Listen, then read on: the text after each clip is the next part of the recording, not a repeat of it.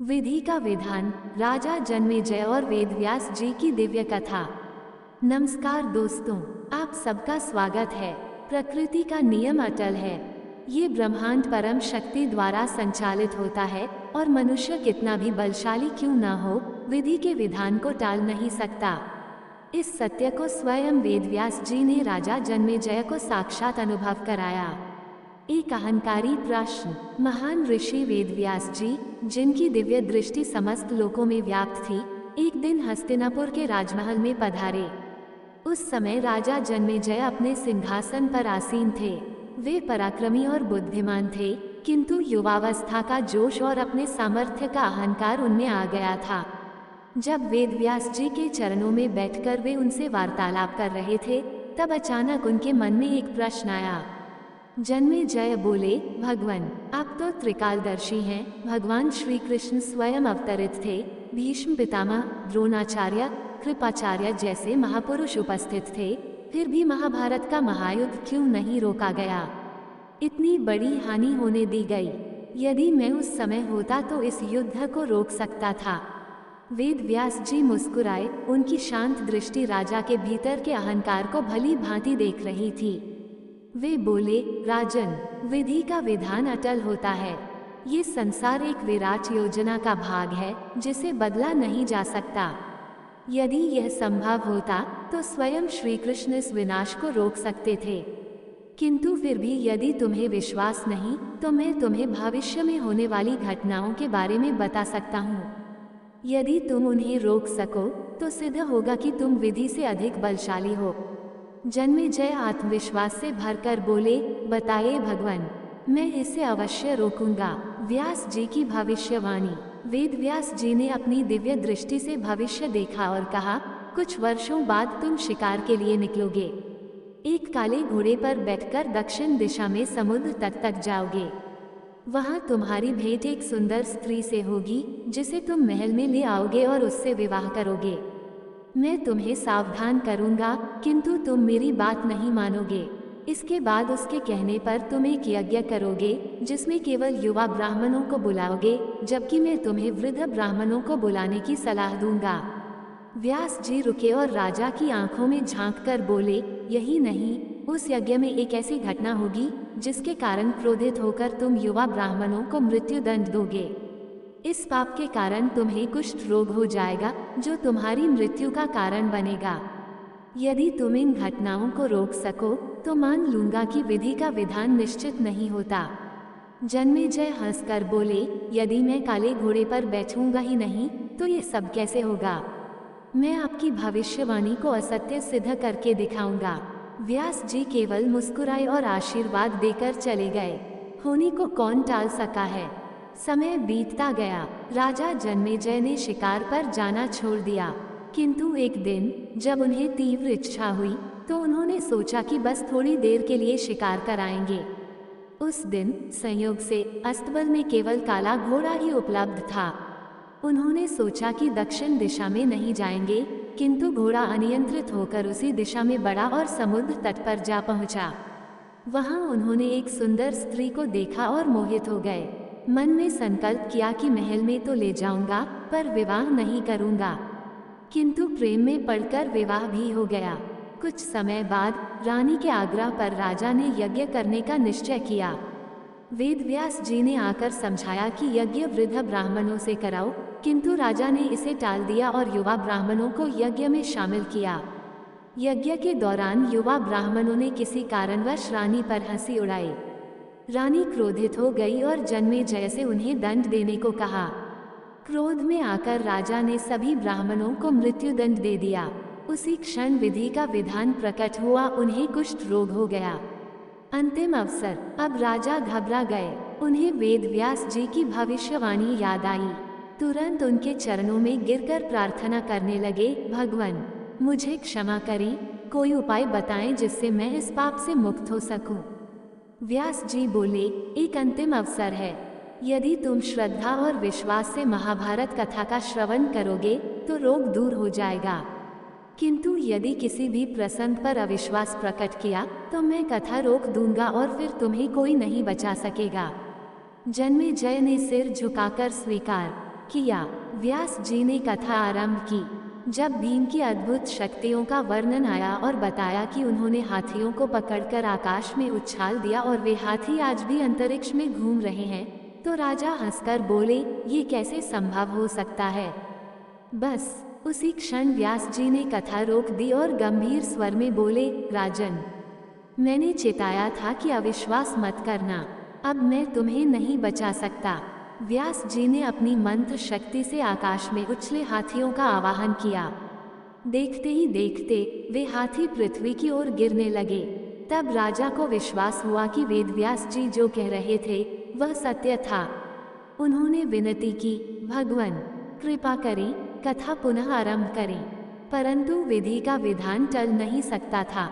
उन्होंने जितनी श्रद्धा से कथा सुनी थी उतना ही रोग समाप्त हुआ, किंतु थोड़ा सा अंश शेष रह गया जो उनकी मृत्यु का कारण बना। विधि का विधान, राजा जन्मेजय की अंतिम परीक्षा। राजा जन्मेजय को अब इस सत्य का आभास हो चुका था कि विधि का विधान अटल होता है। उन्होंने अपनी भूल स्वीकार कर ली थी, परंतु उनके मन में अब भी एक जिज्ञासा थी, क्या वे सचमुच अपने भाग्य को सुधार सकते हैं। नया संकल्प। महाभारत कथा श्रवण के बाद राजा जन्मेजय ने राज्य में धर्म और न्याय की स्थापना का संकल्प लिया। उन्होंने हर दिन वेद पाठ और दान पुण्य करने का नियम बना लिया।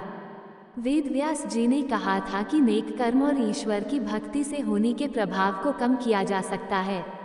इस बात को समझकर जन्मेजय ने एक बड़ा यज्ञ करने की ठानी, जिससे न केवल उनका बचा हुआ रोग समाप्त हो, बल्कि समस्त राज्य को भी इसका लाभ मिले।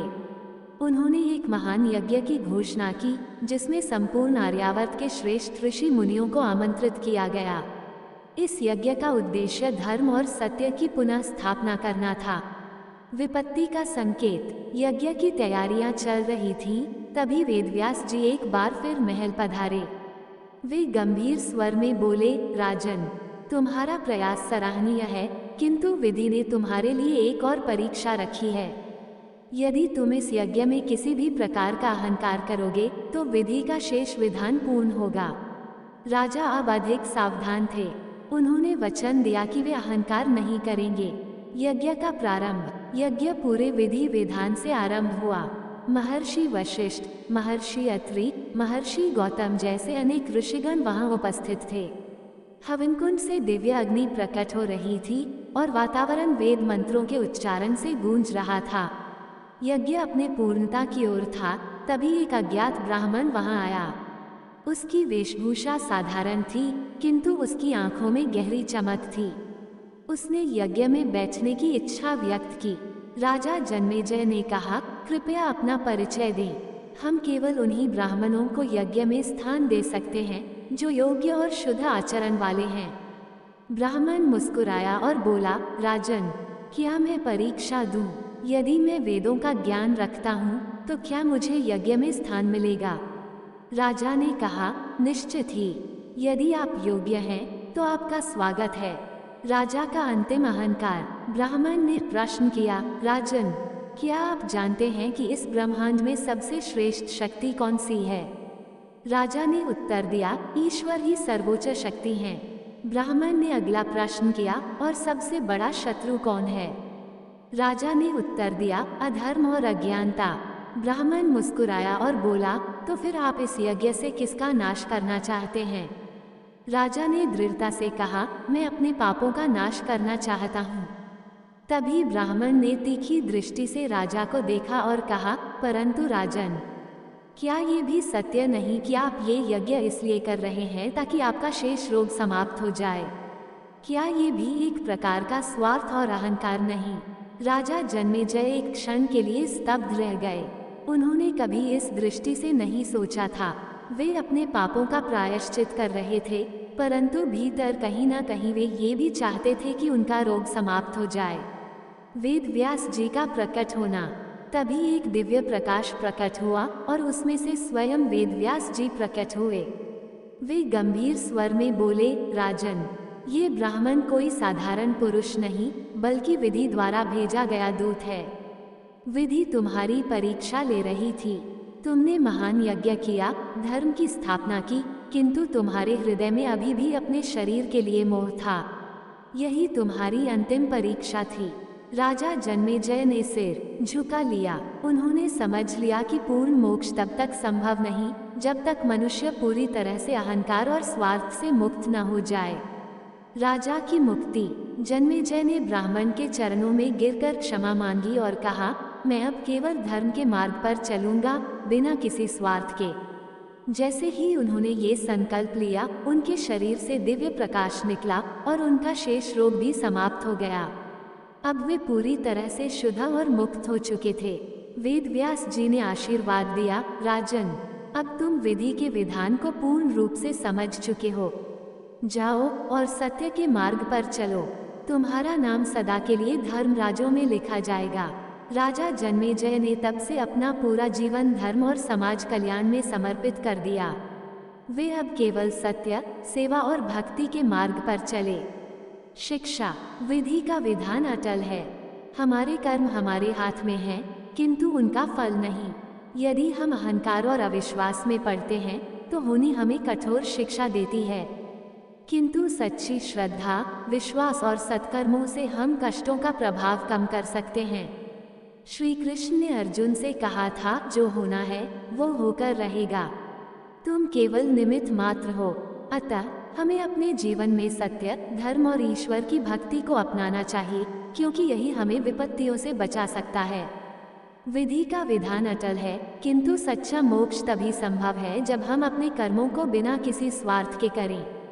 जब तक मनुष्य अपने लाभ के लिए धर्म का पालन करता है, तब तक वह पूर्ण मुक्ति प्राप्त नहीं कर सकता। सच्ची भक्ति और निष्काम कर्म ही हमें जीवन के सबसे कठिन चक्रों से निकाल सकते हैं। ऐसे ही ज्ञानवर्धक स्टोरी सुना और देखना चाहते हैं तो हमारे चैनल को सब्सक्राइब, लाइक करें और अपने दोस्त परिवार के साथ शेयर जरूर करें। धन्यवाद।